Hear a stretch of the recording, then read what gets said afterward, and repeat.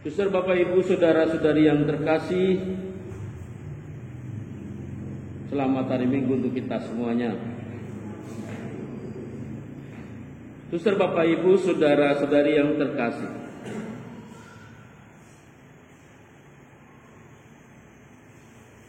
ada sebuah kata mutiara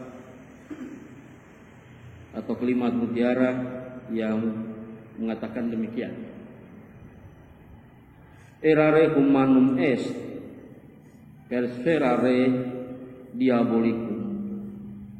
Errare humanum est, perseverare diabolicum, yang artinya berbuat kesalahan adalah suatu hal manusiawi, mengulangi kesalahan adalah perbuatan iblis. Jadi berbuat kesalahan adalah suatu hal manusiawi, jadi mengulangi kesalahan, sesungguhnya hal-hal atau kesalahan yang sama itu perbuatan iblis. Baik, Saudara, Bapak, Ibu, Saudara-saudari yang terkasih, dengan kalimat mutiara ini saya mengajak kita untuk merenungkan sabda Tuhan pada hari ini. Sabda Tuhan yang berbicara tentang akhir zaman, sabda Tuhan yang secara khusus bagaimana kerajaan Allah itu. Tentunya kita meyakini bahwa pada akhir zaman semua akan disatukan di dalam kerajaan Allah. Dan itu menjadi harapan kita semua, supaya semua disatukan dalam kerajaan Allah. Namun yang menjadi pertanyaan bagi kita, kapan akhir zaman itu hadir? Lalu bagaimana untuk menyambut akhir zaman itu agar kita masuk dalam kerajaan Allah? Dengan dua pertanyaan ini, tentunya bagi kita akan melihat sejauh mana penghayatan iman kita atau dalam persiaran iman ini menanggapi akhir zaman itu. Ketika kita ditantang dengan pertanyaan yang pertama misalnya, tentunya kita tidak terlepas dari apa yang dikatakan oleh Paulus dalam bacaan kedua yang kita dengarkan. Tentunya kita tidak tahu pasti kapan akhir zaman itu hadir. Karena dikatakan bahwa akhir zaman itu datang seperti pencuri di waktu malam. Soal tanggal berapa, bulan berapa, atau tahun berapa, tentunya kita tidak tahu pasti. Tetapi Paulus mengatakan sesungguhnya kamu tahu bahwa ia datang seperti pencuri. Artinya dalam waktu yang tiba-tiba. Lalu hal yang kedua, sesungguhnya kamu sudah tahu karena ia datang sebagai pencuri. Dalam hal ini bahwa perlu ada kesadaran, perlu adanya siap sedia, perlu berjaga-jaga, karena datang seperti pencuri tadi. Karena pencuri tidak pernah beritahu bahwa nanti saya mencuri rumahmu, tidak pernah. Artinya tiba-tiba tak terduga dan harus berjaga-jaga. Hal itulah yang kita tahu tentang kapan datangnya akhir zaman. Namun Paulus mengingatkan kita soal berjaga-jaga, soal tahunya bahwa ia datang seperti pencuri. Pertama-tama karena kita ini adalah anak-anak terang atau anak-anak siang. Sebagai anak-anak terang, sikap penantian dengan berjaga-jaga itu adalah sebuah keharusan. Berjaga-jaga ini adalah salah satu usaha kita dalam menjawab pertanyaan kedua tadi. Bagaimana menyambut akhir zaman agar kita masuk dalam kerajaan Allah. Suster, Bapak, Ibu, saudara-saudari yang terkasih, sebagai anak-anak terang, anak-anak siang, sesungguhnya Tuhan tahu kekuatan kita masing-masing. Ia akan memberi kepada kita beban yang sesuai dengan kesanggupan kita. Maka hal itu juga yang lebih dahulu kita pahami, kita renungkan dalam perjalanan hidup kita di dunia ini. Jadi apa yang dianugerahkan oleh Tuhan itu sesuai dengan kesanggupan dan kekuatan kita, sehingga kita tidak perlu merasa terbebani dalam penantian itu, hingga merasa bahwa apa yang dilakukan itu lebih berat daripada kekuatan kita sendiri. Tidak. Hal itu yang menjadi catatan awal bagi kita ketika kita menjalani dalam masa penantian itu. Lalu hal yang kedua, masih dalam perumpamaan. Jadilah orang yang baik dan setia. Jadilah orang baik dan setia.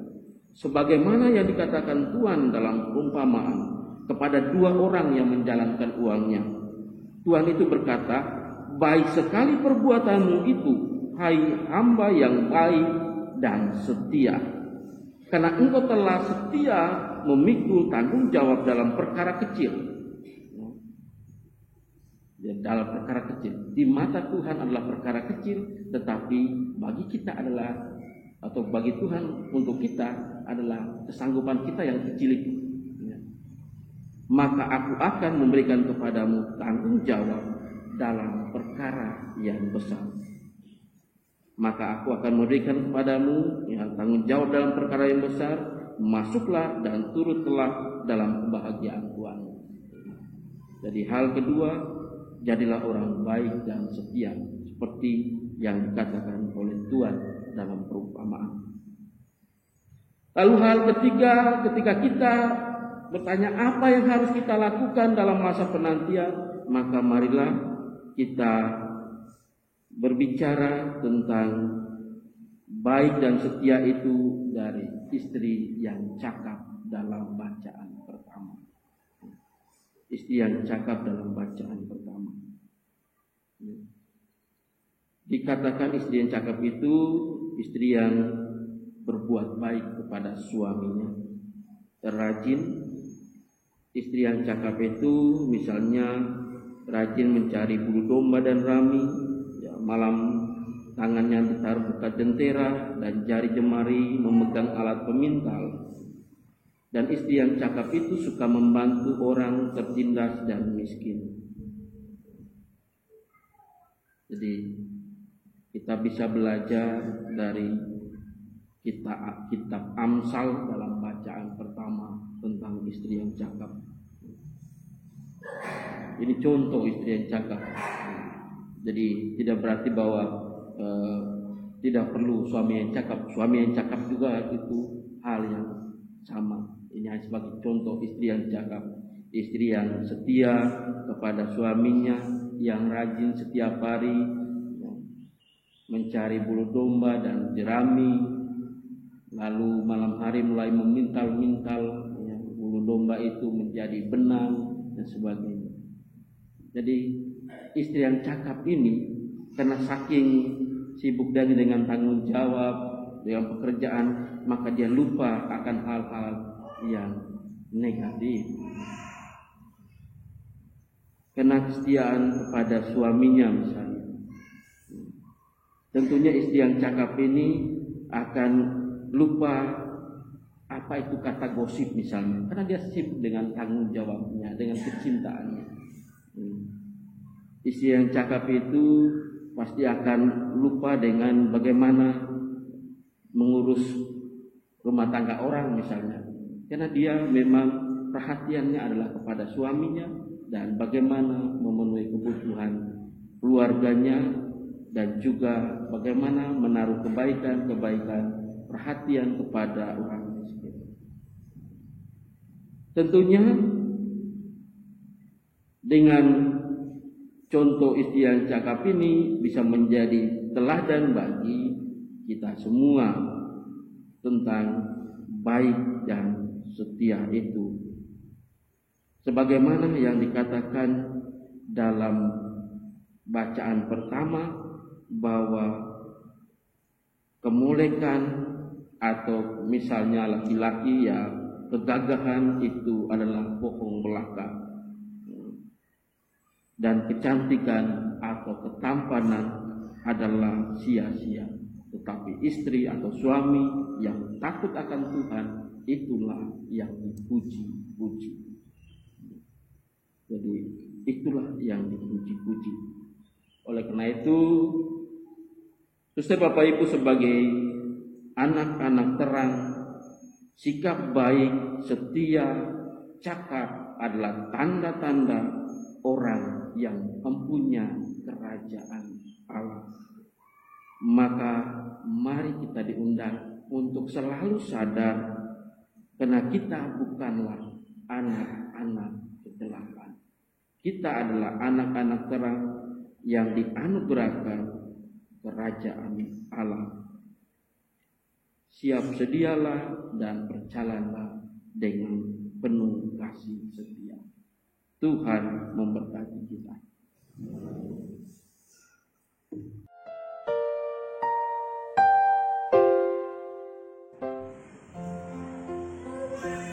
Maka Bapak Ibu supaya Stefanus Rafael Amrotis tidak buta.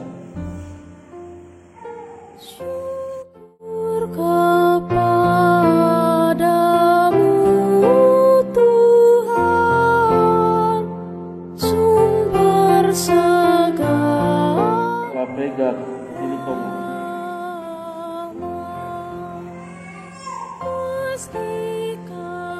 Aku membaptis engkau, Bapa, Putra, dan Roh Kudus.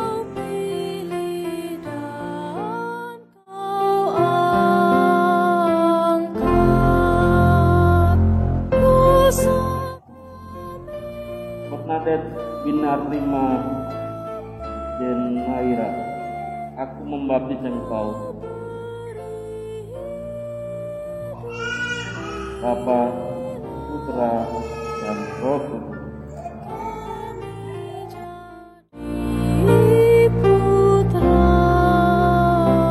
Martiana Marta Audrina Jaman, aku membaptis engkau, Bapa, Putra, dan Roh Kudus.